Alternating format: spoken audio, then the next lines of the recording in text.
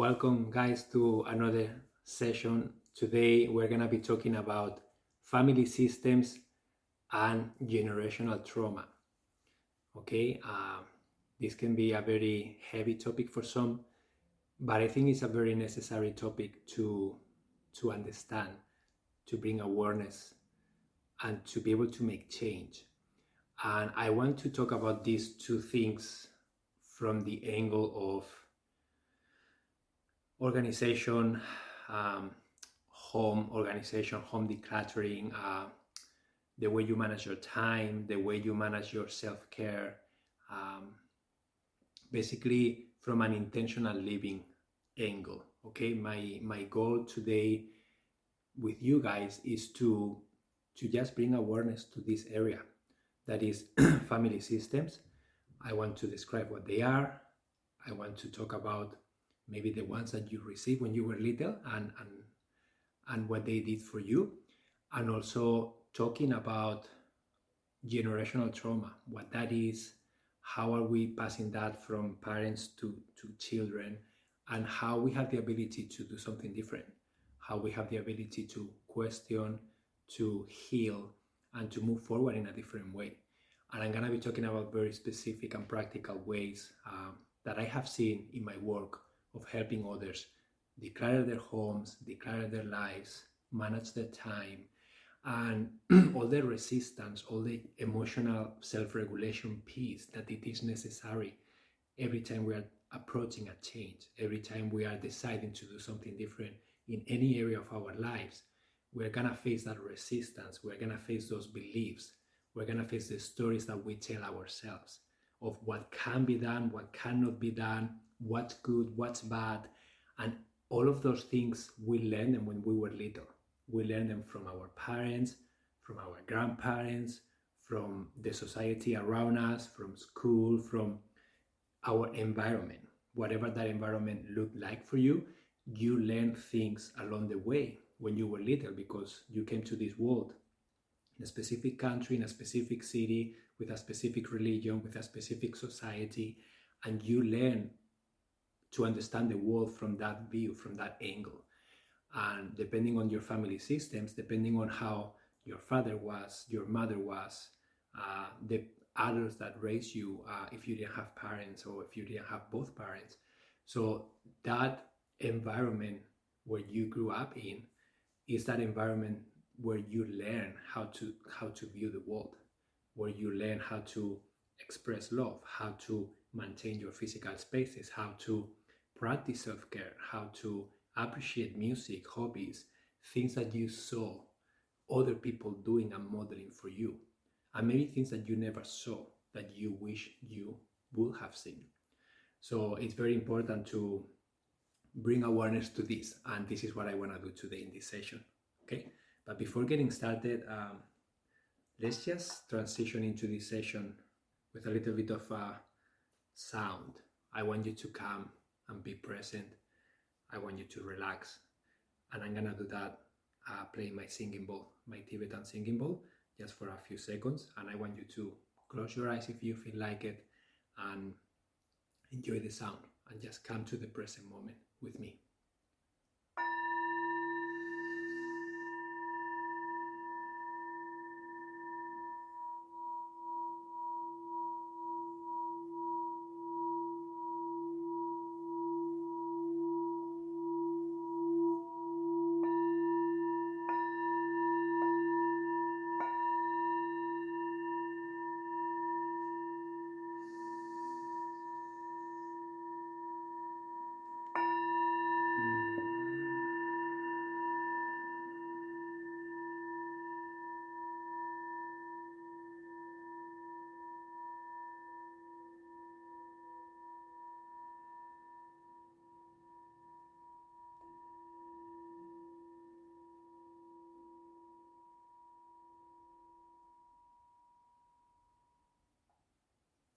Thank you so much, guys, for just taking a moment to transition into this session. One of the things that we are going to need today for this session is presence, is mindfully being here. It's being very compassionate, Okay, when we are looking at the past, when we are looking and becoming aware of how we grew up and what we learned from our environment, we are not looking for someone to blame. We are not looking for what we did wrong, or we are just becoming aware of what is. Okay, we are just looking at the reality of our lives now and the reality of our lives, how it was before and what we learned. When it comes to specifically home organization and decluttering and how to maintain physical spaces, this is a great example on how to talk about these two topics, okay? And so that you can understand what family systems represent there and what generational trauma can represent there. So let's take home organization and physical clutter. I have worked with a lot of people that the family systems, the routines that their family had were to don't organize the home. So clutter was everywhere. And no one modeled for them what it looks like to be organized, what it looks like to create homes for the things that you use, what it looks like to put energy into a space with intention and create an environment that you feel well in. Okay? So they never saw that. And deep inside, as they grew up, they were noticing that they were not feeling well. They were noticing that they needed something that they didn't have. They needed shelter. Our home is our shelter, and that's a basic human need. And many times we forget how important it is to have an environment that supports us, an environment that we can go to rest after a long day. And sometimes we don't even know how the impact that not having that can have in us. So for many, they didn't have the opportunity to learn from the people who raised them. Maybe they had different ways of dealing with things, maybe it wasn't important, and that is a family system, okay? That is a family system that they had in that specific way when they grew up. They had a family that they didn't care about their physical environment, they didn't know how to do it, or maybe it wasn't their priority. For whatever reason, they never learned how to organize their home and how to avoid having clutter. So that is a family system that they learn. So what is the generational trauma around this? Many times, from generation to generation, if your parents didn't know how to do it, they didn't teach you how to do it. And now when you have children, I have seen generations, 3 or 4 generational, like grandparents, parents, children, and grandchildren, right? And you can see that sometimes if no one has done the work of learning, of healing that part of the family system that is not working, and doing something different, you are going to keep passing along what you received. Okay, so that family system that you learn on how to keep your environment, you are going to pass it to your children the way you know, because that's what you learned. For some, that can be traumatizing, because having physical clutter and not having a home that supports you, that can be a big deal for some people. For some others, it won't be a problem because they don't care. And this is very, very very important. Like, trauma, it can look very different on each person.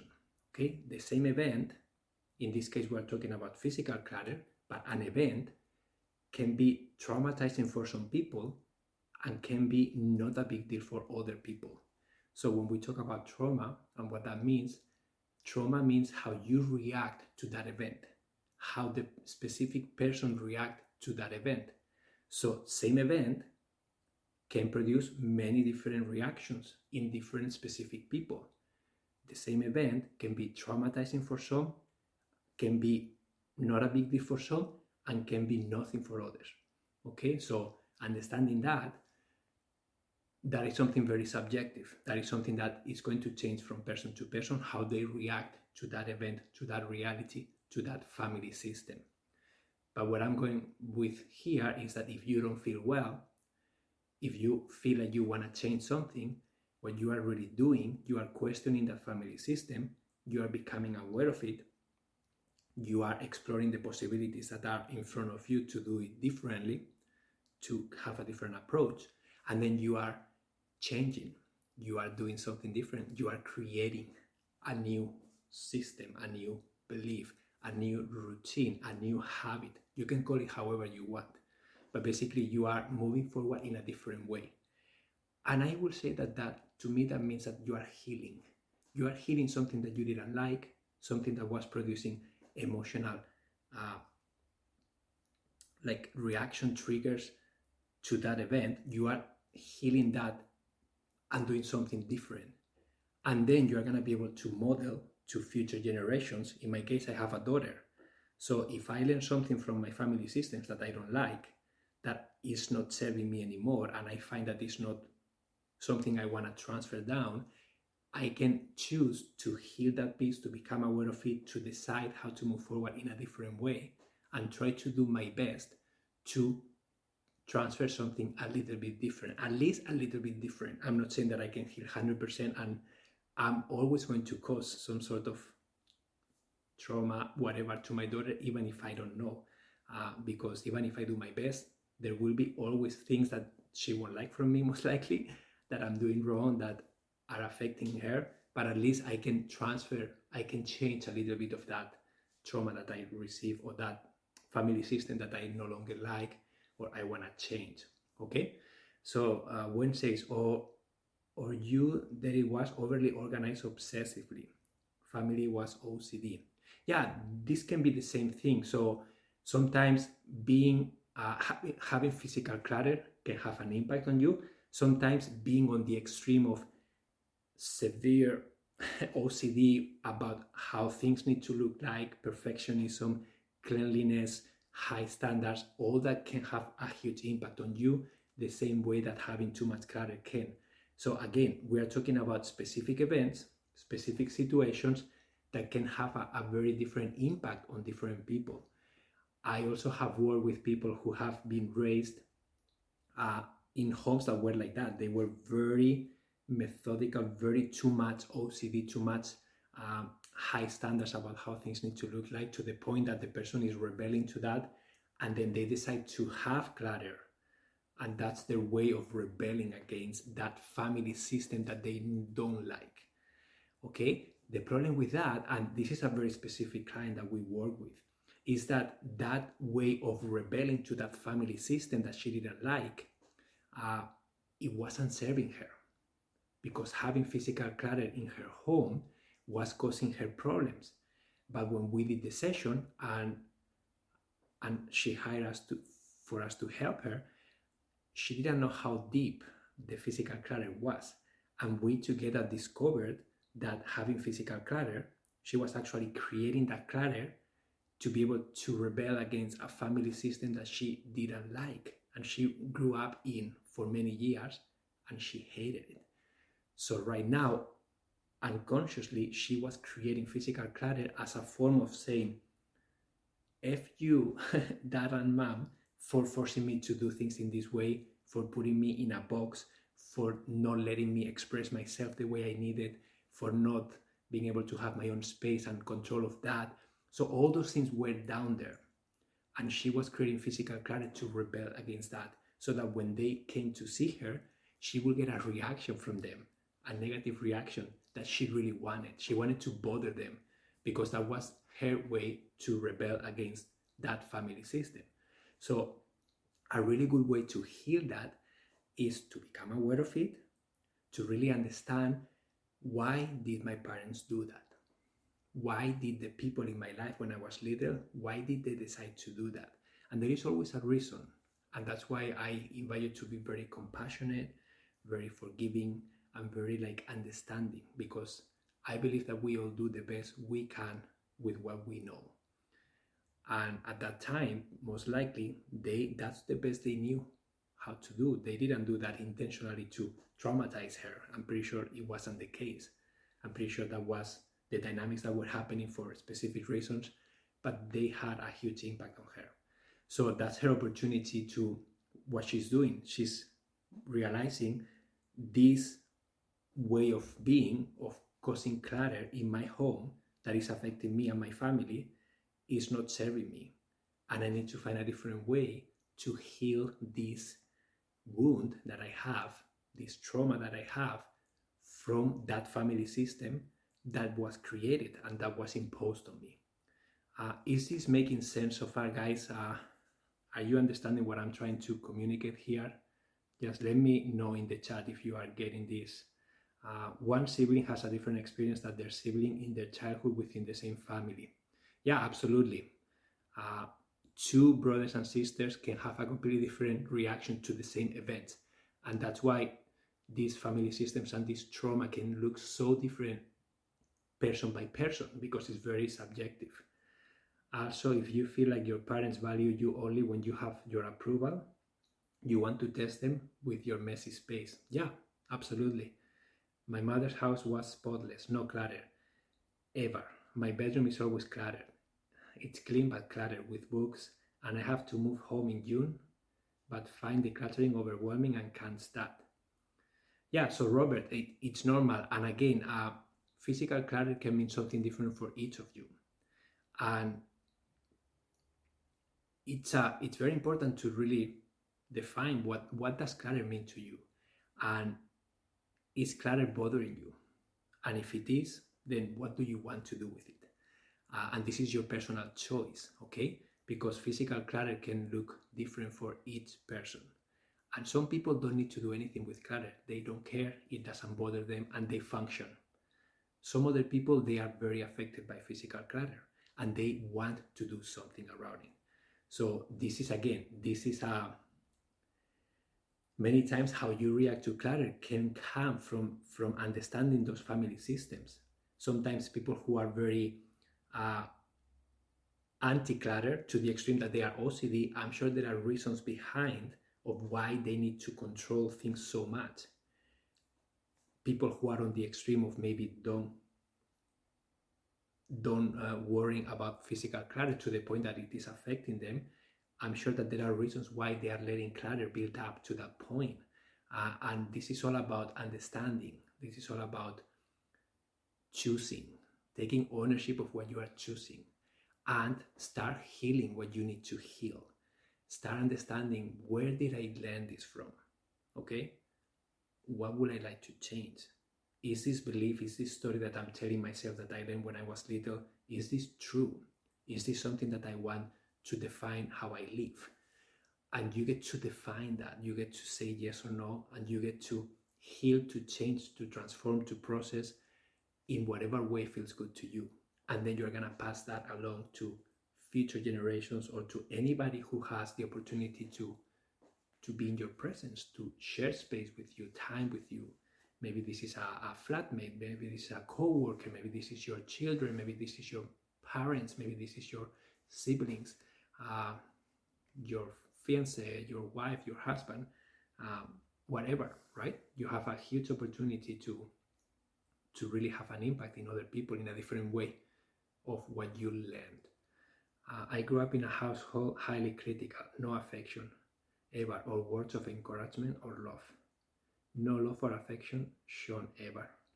So Kenya, I'm sorry that you grew up that way, and I can relate a little bit to that, because I was lucky to have my mom and my dad all my life. They were always there for me, they supported me, they loved me. But one of the traits that my dad had is that he normally didn't offer praise. It was very difficult for him to offer praise. But he will always be a perfectionist, in the sense that he will always find what you didn't do right, and he will point it at you. And majority of the times that will be the only thing that he will tell me. So it was really hard for me sometimes to understand, like, why won't you praise me when I do something right, but you will only point what I am doing wrong? And he always told me, like, if I praise you, I'm gonna make you weaker. You're gonna say, okay, I'm fine as I am, so I don't need to do more. And he believed that I will just stay there and I will not go for more. So his belief was, if I don't give you praise, if I only point at what you have done wrong, you're going to focus your attention on fixing that, and you're going to become a better person, you're going to be more skilled, and you're going to be better. So if you think about it, it makes kind of sense, right? And that's what he learned from his father. And I had the opportunity to meet my grandfather, and he was the same way. So now I know how important it is to offer praise. I understand the impact that not receiving praise had on me. lack of lack of comfort with myself, lack of leadership. I was afraid of taking action. I was afraid of making mistakes. I was afraid of people pointing at me doing something wrong. And I still have that. I still have those dynamics happening inside of me. Lack of confidence. And many times I could do things better than other people, but I always put myself behind them because I believe that I make a mistake, someone else is gonna do it better than me. And I still have that tendency that came from there. So I have fear sometimes to taking action, fear to show up and be criticized. So, but I understand that he didn't do it with the intention of creating this in me. He truly was doing the best he knew. And that's what he learned from his father. That's what I learned from my father. So now my job is to see that. My job is to understand, to forgive him, to forgive myself, to create a different story, to create a different family dynamic. And it is not easy, okay? Because my nervous system is used to doing that. But now I have to do something different. So the work looks like I have to be present. I have to catch myself not giving praise. I have to give praise. It feels uncomfortable and weird. It feels unnecessary. It feels like I am doing something that doesn't need to be, but I have to force that, and I have to do it more and more and more with my daughter, with my wife, with everyone around me. And when I'm not present, I go back to not saying anything and only pointing what they are doing wrong. And I have a hard time giving praise. So my job is to give more praise, to be present with it, to really build that skill that I have a hard time with. And this can be the same. This can be the same for any other thing that you are looking in your life, like that you want to change. You have to be in the present moment. You have to be present. You have to catch yourself not doing it. You have to feel uncomfortable forcing yourself to do something that doesn't feel natural, that you have not done before often. And then you start building up from there. What do you forgive yourself for? So Terry, first of all, I forgive my dad. I visualize my dad as a little boy growing up with my grandfather. I didn't have the opportunity to meet my great-grandfather, so I don't know what the family dynamics were then, but I know that my dad, that's what he learned. And now he's a father. He doesn't have a lot of emotional intelligence because he wasn't modeled that. He is not in touch with his emotions. He has a hard time talking about how he feels, naming what he feels, sharing what he feels, crying in front of you if he needs to. He has a hard time doing all of that. So of course I have a hard time doing that too many times, and I have healed a lot of it. And I am forcing myself to do things that I would have never done before. But I forgive myself for not seeing this earlier, for being a victim of that for such a long time. I forgive myself for still now knowing this information, still doing that to my daughter, doing that to my wife, showing up sometimes and just pointing what they are doing wrong and not giving them praise, because that's my natural tendency. And then sometimes I have to, my wife tells me, Emilio, why do you come here and just say what she's doing wrong when she has done 100 things right? And it's like, you are right. I forgot again. Because I'm having a bad day, I'm not being present. And I forgot that I have to give praise. And I forgot to see everything that my daughter is doing great. And sometimes I only see the mess that she's doing in the kitchen, but I don't see that she's learning how to use a spoon, that she's learning how to use a cup, that she's putting the things on the sink. I don't see any of that. I only see the spill that she did on the table. It's quite depressing. So that's an example of how this work looks like. Self-compassion, absolutely, Kenny. You have to be self-compassionate with yourself because you are trying your best. You are trying to be present. You are changing something that is not yours. That's the thing. It's not yours. Someone else gave it to you when you were little and you have been carrying it your entire life. And it's time to let it go. It's time to learn how to let it go. And don't keep carrying it down the next generations. This includes praise to ourselves, which is the hardest for me. Praising ourselves. How easy it is that for you guys? I try to do that too a lot. I try to just find, what am I doing right? what am I proud of myself for? And I try to voice it out. Emilio, I'm proud that you show up every week twice, even when you don't feel like it. And you stand in front of like 152 people right now. And even if you don't feel like doing this session, you are showing up. You are putting yourself in state. You are doing whatever you need to do to be present. So I'm proud for that. And I have to keep doing that with everything I do throughout the day. And especially when I make mistakes, when I do something that I regret, when I am not doing what I would like to be doing and I catch myself doing something else and it's like, oh, again, Emilio, you are doing that thing again. You have fallen in this trap so many times and you are again here. And sometimes it feels very like, I wish I could change this like this. But that is the work. Okay? I get that. It is quite depressing to act like your parents, like our parents. Yeah, but that's why, again, there is nothing wrong with acting like our parents because we learn from them. The question is, how do you feel acting that way? Is it true with your nature? Is it true with the life that you want to have? Because if it's not, this is an opportunity for you to start doing something different. And for those of you who don't know, I am in Barcelona right now. I am spending 1 year with my family here, and we are very close to my parents. And I am doing every Thursday night, I go to my parents' house, I sleep there with them, and then in the morning on Friday, I go with my mom to do an adventure, normally hiking or biking, and then I go for lunch with my father and my mother sometimes. So I am spending quality time with them. And especially with my mom, I am healing with her so many things. So many things. It's amazing how much we are healing. And yeah, right now I can have conversations with her that I don't know why I couldn't before. And she's discovering things about her past that are helping her to become a different person and heal that generational trauma. And one of these things is it's lack of leadership. My mom lacks leadership. She's afraid of taking action, kind of like me. She's afraid of doing things. She's afraid of stepping into that leadership role. And she feels that she's not good enough. She feels like someone else can do it better than her. And then she wants to follow the flow. She said, I'm okay following the flow. And then one of the things that I was asking her and trying to make her understand is that when you are always going with the flow, someone else needs to create that flow.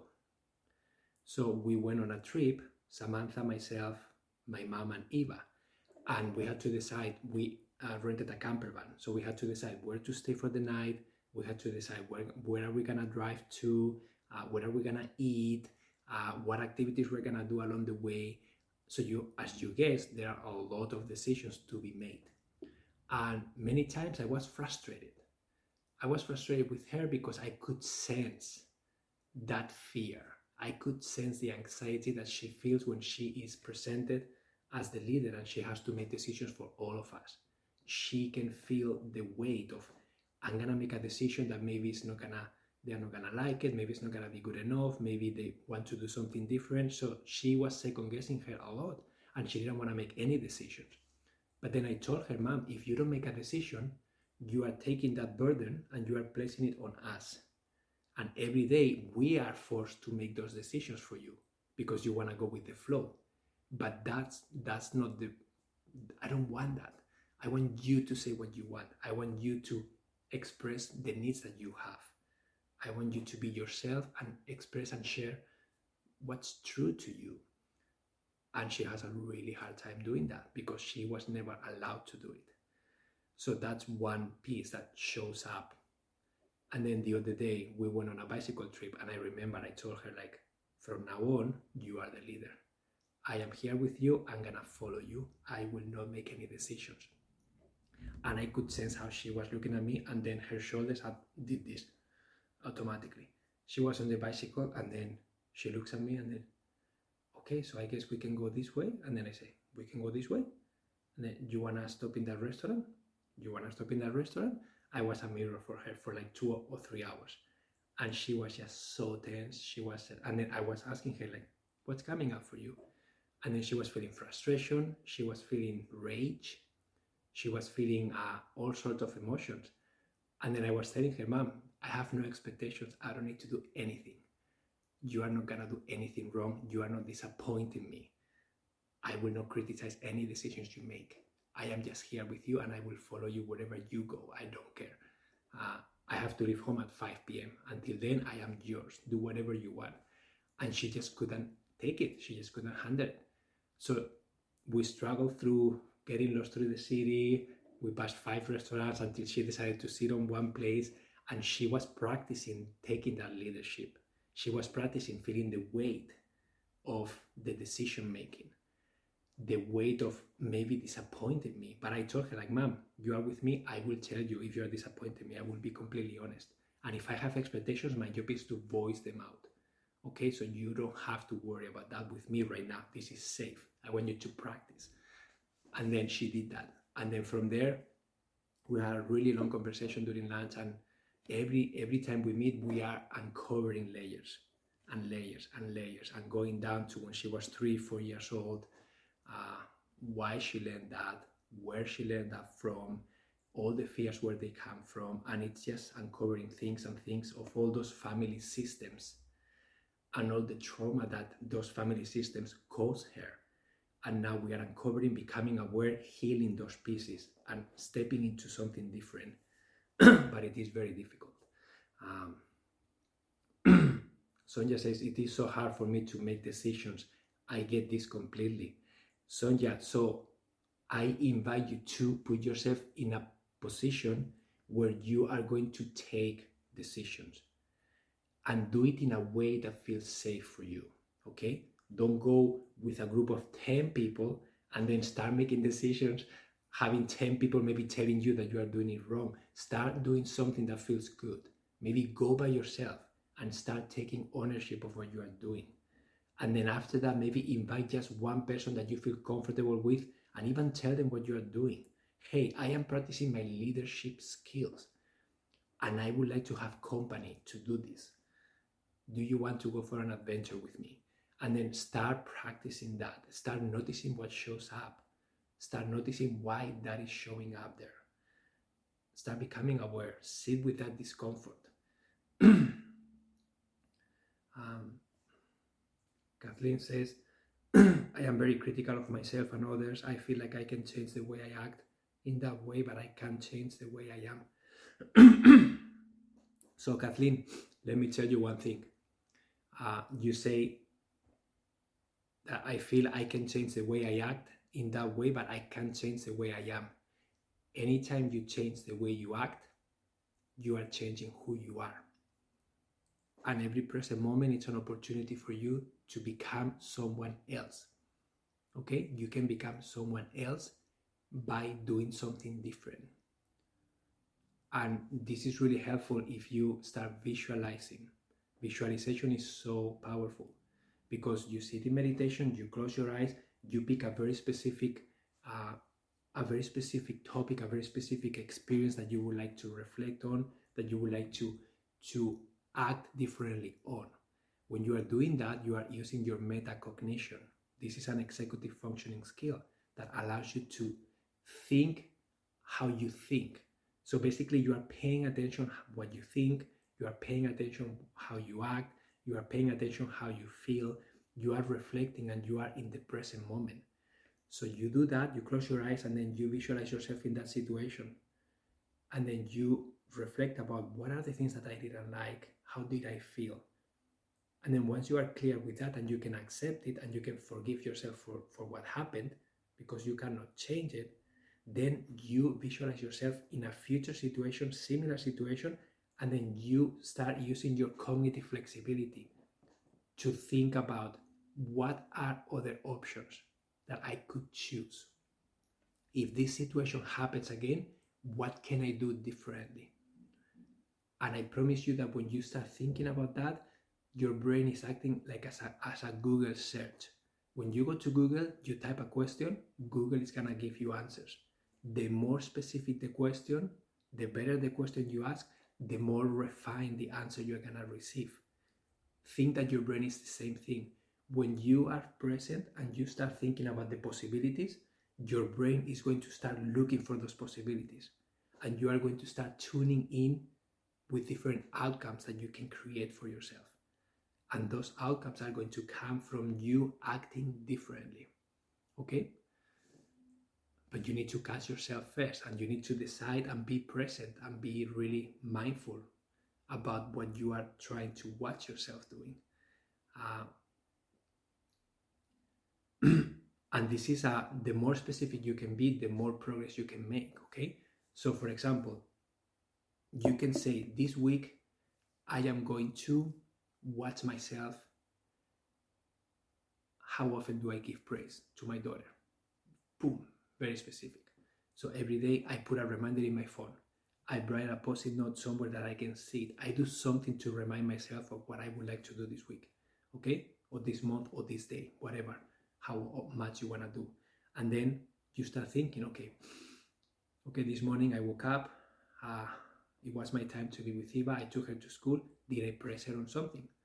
And I said, yes, I told her that good job putting your shoes on, I praised her on good job playing cards with me, I praised her good job putting the cup on the sink when you finish your milk, and then I told her, like, I gave her kisses. So, okay, I start recognizing, and I start recognizing when I pointed at her at things that she did wrong.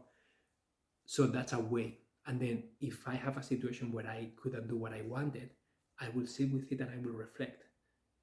And then I will think, what can I do differently next time? For example, this morning, I woke up, I went to her room, and then she didn't want to see me. And then she was kind of pushing me with her legs like this. And then I got reactive. I took it personally. And I said, you know what, Eva? Yes, I'm in the kitchen downstairs. Come when you are ready. I don't want to be hit like that. And I left down. Other days I have more patience, more empathy, and I may grab a teddy, I may do something funny, and then she will change her state. So I caught myself being short. I caught myself being impatient. And I caught myself taking it personally. So that's a win. I didn't like what I did, but I recognized it. I became aware of it. So now next time, I can think about what are strategies I can use next time. And I can remind myself, I can take a teddy and pretend Teddy's talking. I can put a funny hat and then kind of pick my head like this. I can open the window and talk about something outside because that grabs her attention, and then she forgets about me being there and she looks out the window. So I can try and find different ways of doing that, okay? For me, journaling helps me reflect about my feelings and emotions. Yeah, journaling is a very powerful tool for those of you who like writing down. And journaling allows you to keep track of how you feel, what you try, the triggers you experience, and then you can go back and reflect. So you can use that metacognition skill with more clarity when you have somewhere to go back and reflect what happened. Yeah. So do you guys have any questions, any specific examples that you would like to cover in the last 5 minutes of this session? So we talk about family systems, family routines, or however you want to call it. We talk about how those systems that we learned, those ways of doing things, those ways of seeing the world, how they impacted us. And then we talk about healing any trauma, any triggers that we experience from those family systems so that we don't pass them into future generations. That's called generational trauma. That's called healing that trauma that you don't want to pass along. So basically, it's not repeating the same patterns all over again, doing something different. Brenda says, this is powerful, Emilio, thank you. I'm wondering how to balance not getting praise growing up with not seeking it. External validation. Yeah, so that's a very interesting piece, right? It's great to give praise, but you don't want to depend on that praise to feel well. And again, this is something that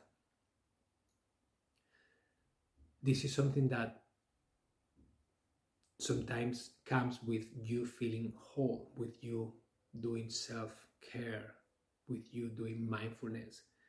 This is with kids especially, and that teaching it to our kids. How can we teach our kids to don't rely on praise when we are giving them praise? And I feel that kids are healthy when they can be dependent, when they can give in space and time to be themselves, when they can create their confidence in the way they act.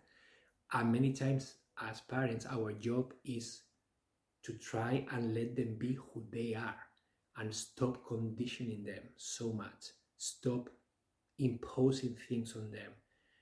Stop telling them how to do things. Stop telling them what they should like, what they shouldn't like, how they should dress, etc., etc., and letting them discover that for themselves.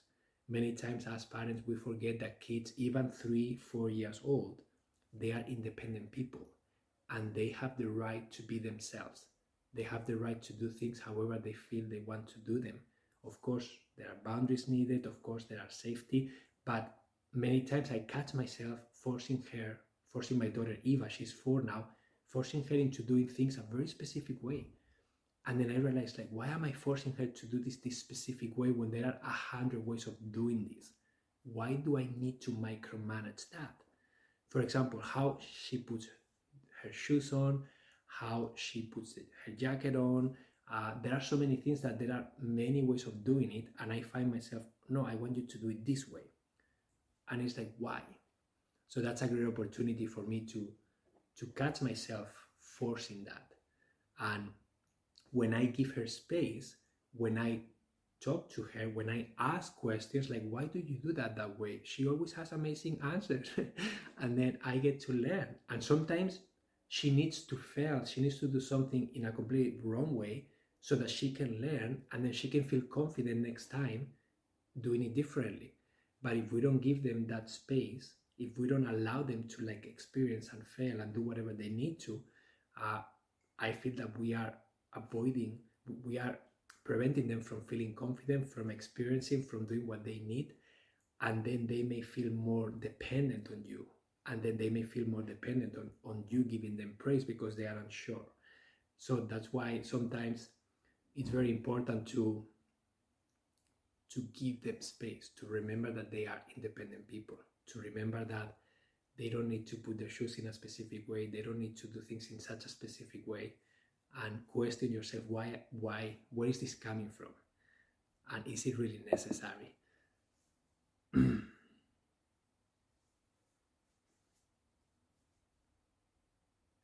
Yeah, this says, I'm still dropping those. Let me help fix this. Oh, my oldest is 32. Very hard habits to break. Yeah, that's funny. Becca says, is it helpful to remind the child to praise themselves when the parent notices the child has accomplished a task they initiated on their own? Will it bring them confidence? I think that's a great idea, Becca. Anytime you are seeking for things that you are doing right, you are seeking for things that you are grateful for, you are seeking for learning opportunities. I always try to do that when Eva does something and then she doesn't get it right, or it's a really nice teaching opportunity. I remember one time in Canada, it was winter time, it was super cold, and I remember I didn't want Eva to be cold and we were going outside, and I was trying to force her to put the jacket. She didn't want to. So I don't want to put the pants, I don't want to put the snow pants, I don't want to put the jacket, I'm not cold, I don't want the mittens. And I was trying to fight with her to put them on.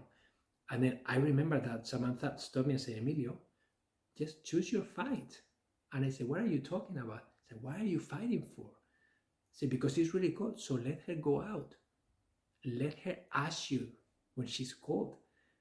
But I was so immersed in my reasoning that I didn't remember that she needs to experience the cold so that she learns. So I did that. I carried everything in a bag, and then we went outside, and then 5 minutes later, Papi, I'm cold. So I asked her, like, so Eva, what do you want?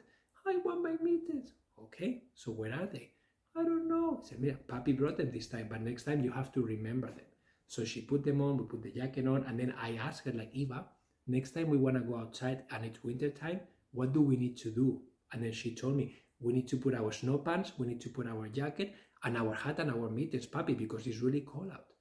And I was like, wow, it just takes this is what was needed. And I was trying to force something, and then I didn't have to fight with her anymore. She always put them on because she experienced that. And anytime she didn't want to, I asked her, like, Eva, do you remember that day? See what happened? And then, so what do you want to do? And then she will put it on. So just a very specific example of different strategies for the same situation that will get you the result that you want and will create time and space for them to still be themselves and to still learn from that experience. So anything else, guys, that you would like to share?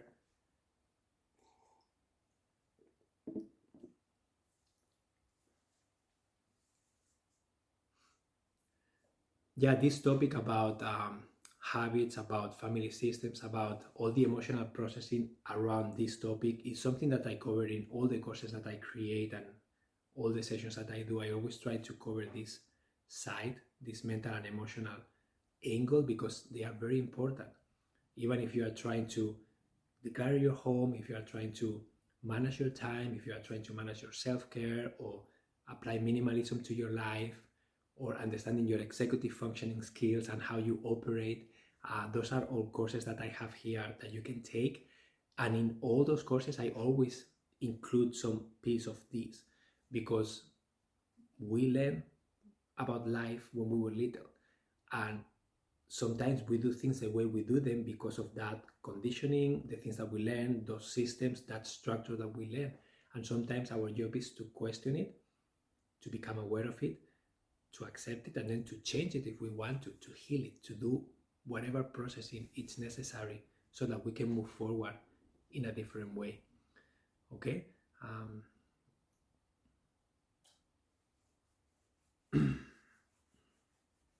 Yeah, we are afraid of the mess, not to become worse than it is right now, or not to be criticized. Yeah, mess and kids, I have a hard time with mess, with Eva. Sometimes I am on the extreme of like, I don't want her to make a mess. And sometimes that makes me nervous. So dinner time, lunch time, when she's making a mess, it makes me tense, and I can notice that. And that comes from my infancy. That comes because it wasn't allowed to be messy when I was little. I had to, my sleeves should be up, my arms had to be here. There were so many rules around eating that now I feel that I need to impose them. But sometimes Samantha asks me, like, are they really necessary? And I tell them, like, I have no idea. But that's what I was grown with, that's what I understand, and that's what I feel I need to transfer her. But sometimes it is not necessary, and it is not the best approach. So guys, thank you so much for your donations. I see some coming in. If you enjoyed this talk, you can support me with a donation, as always. If you want to learn more about topics around this, but specifically to declare your home, to understand how your brain works, to manage your time, I do have courses that you can take. And you can also join my circle. It's called Your Thriving Lifestyle. And I normally share some recordings there, some tracks that I upload there, and any updates I have. And then if you have questions, you can ask them there. If you have ideas for future talks, future sessions like this, you can share them with me there. And yeah, Juliana says, my husband gets tense with my level of clutter. He can be very self-critical. Yeah, Juliana, and one of the important pieces around this topic also is that communication that needs to happen, right? Communication between family members, communication with your partner, communication with your kids. Like, how can you find a way to communicate that is clear, that honors your needs and your boundaries, that is respectful, that validates the other person? Sometimes it's very difficult, and sometimes, and this is maybe another topic for another day, but the family systems that we learned when we were little create the view of the world that we have, and we are familiar with those specific dynamics. And then when we are looking for a partner, guess what we are looking for? We are looking for someone who kind of has the same dynamics as you, someone that can interact with you in a way that you both understand. It doesn't mean that it's the healthiest way of doing it, but if it is the way that feels comfortable, familiar, certain.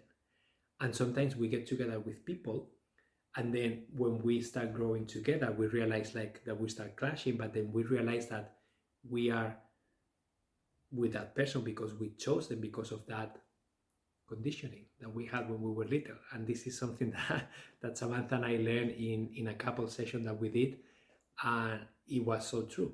Like, she learned specific things about and specific dynamics in her household. I learned some in my household, and then we kind of matched together. But now that we are evolving, healing, and growing, our tensions, it feels that they are getting more and more intense. So I don't know if that's a good thing or not, but yeah, that's amazing. Thank you, Becca. Let's support Emilio with donations. Even the smallest is valuable. Thank you so much.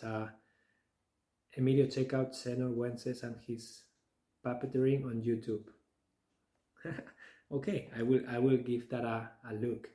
This was an excellent talk and just what I needed to hear. Thank you, Emilio. You are most welcome, Monica. So thank you so much, guys, for your presence. As always, this wouldn't be possible without your energy. I wouldn't be able to share, and I wouldn't be able to do my job if you were not on the other side supporting me with your energy. So I'm really grateful for that.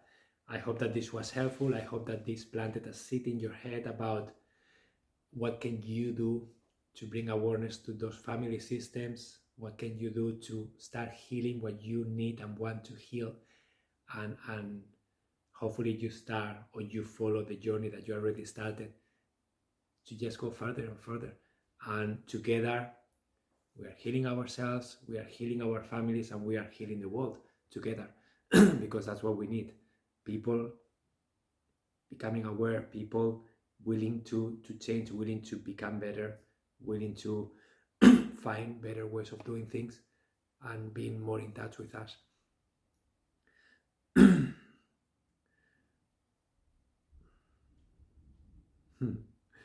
Thank you for every donation. It helps, Emilio. Amazing. Okay, guys, thank you so much. Have an amazing weekend. And I hope to see you next week. Just for your information, starting next week, I will be doing these sessions at 2 p.m. my time. So that will be 8 a.m. Eastern Standard Time. I am doing them 1 hour earlier because it works better for me, and I can do other things in the afternoon, especially going kite surfing and wind foiling. That's where the wind happens. And sometimes I cannot go because I have this session. So I'm gonna test that time, and I hope it works for you guys. And a reminder that recordings are available of all my sessions. You can find them on my Insight Timer profile link. Just select Insight Timer recordings and you can find them all in there. Okay, guys, thank you so much for your support, and I will see you next week. Okay, adios.